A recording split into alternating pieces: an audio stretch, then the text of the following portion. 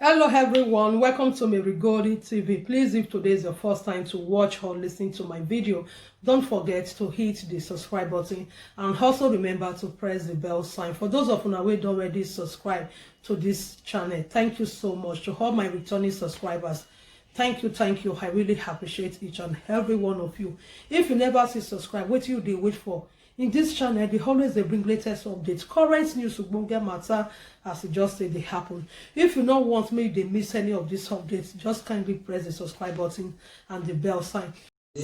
Guys, see, this thing is not live. This man is not live. See, this is recorded. This thing is a recorded video. This thing is a recorded video. Everybody should know that this thing is a recorded video. It is not a live presentation. It's not a live talk. Since when did Buhari learn phonetics? Speaking plain English very well.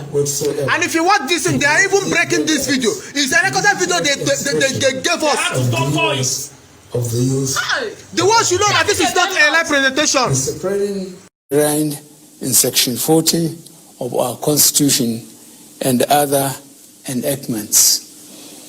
But this right to protest also imposes on the demonstrators the responsibility to respect the rights of other citizens and the necessity to operate within the law.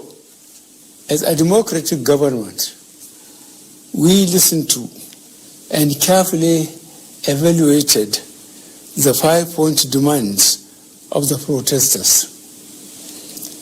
And having accepted them, we immediately scrapped SARS and put measures in place to address the other demands of our youth. On approving the termination of SARS, I already made it clear that it was in line with our commitment to the implementation of extensive police reforms. Sadly, the promptness with which we have acted seemed to have been misconstrued as a sign of weakness and twisted by some for their selfish, unpatriotic interests. The result of this is clear to all observers.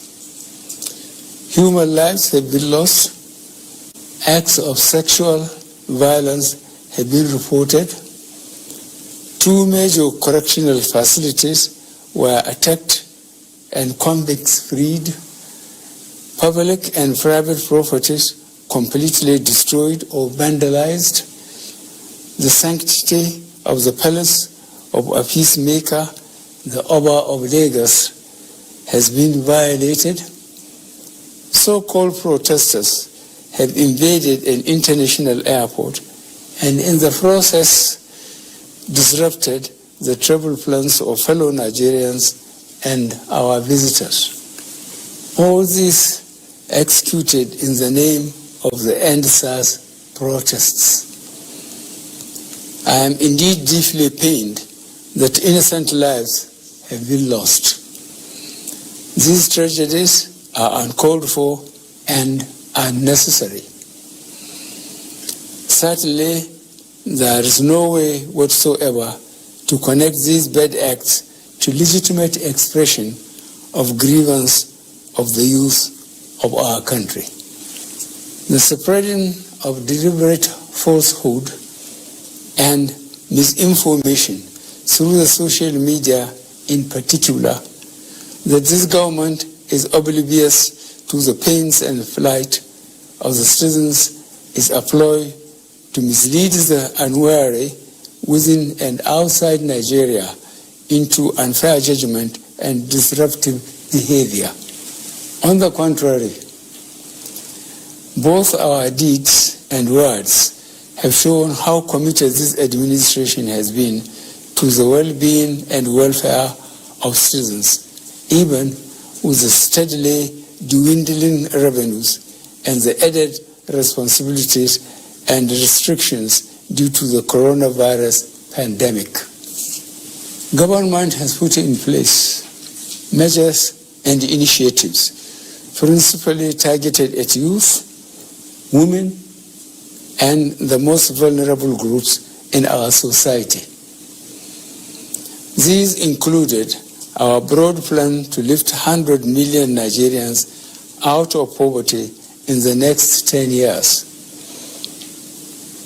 The creation of 75 billion Naira National Youth Investment Fund to provide opportunities for the youth and the micro, small, and medium enterprises survival fund, through which government is A, paying 3 months' salaries of the staff of the 100,000 micro, small, and medium enterprises.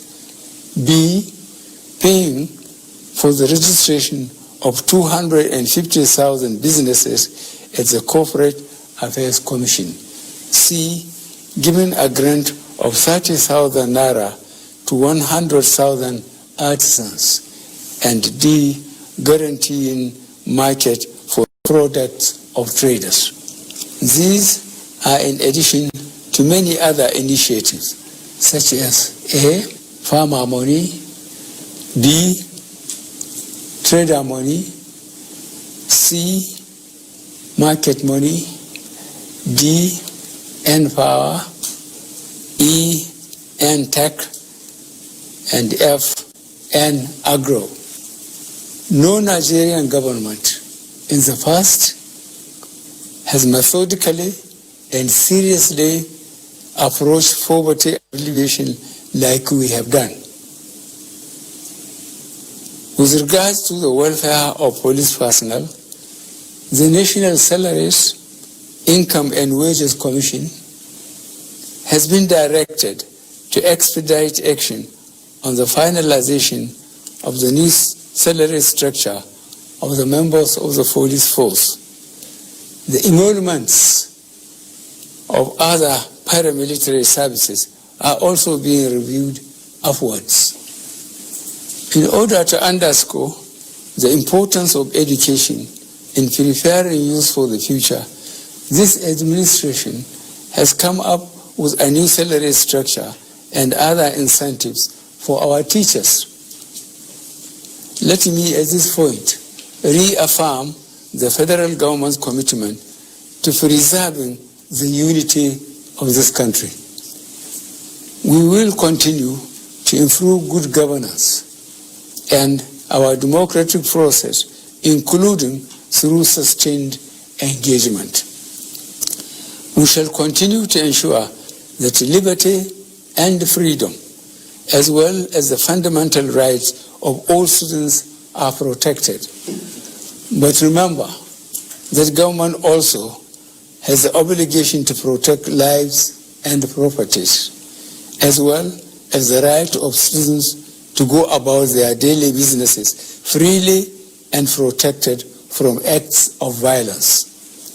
To our neighbors in particular, and members of the international community, many of whom have expressed concern about the ongoing development in Nigeria, we thank you and urge you all to seek to know all the facts available before taking a position or rushing to judgment and making hasty pronouncements. In the circumstances, I would like to appeal to protesters to note and take advantage of the various well thought out initiatives of this administration designed to make their lives better and more meaningful, and resist the temptation of being used by some subversive elements to cause chaos with the aim of truncating our nascent democracy. For you to do otherwise will amount to undermining national security and the law and order situation. Under no circumstances will this be tolerated. I therefore call on our youth to discontinue the street protests and constructively engage government in finding solutions. Your voice has been heard loud and clear, and we are responsible. And I call on all Nigerians to go about their normal businesses and to enjoin security agencies to protect lives and properties of all law-abiding citizens without doing harm to those they are meant to protect. Let me pay tribute to officers of the Nigeria Police Force who have tragically lost their lives in the line of duty. I would like to thank those state governors, traditional and religious leaders who have appealed for calm and restraint. I also thank youth leaders who have restrained their followers from taking the law into their hands. This government respects and will continue to respect all the democratic rights and civil liberties of the people, but it will not allow anybody or groups to disrupt the peace of our nation. Thank you all. God bless the Federal Republic of Nigeria. Thank you very much. Put your comments, what you think about this very video, and don't forget, press the like button. See you in my next video. Thank you very much.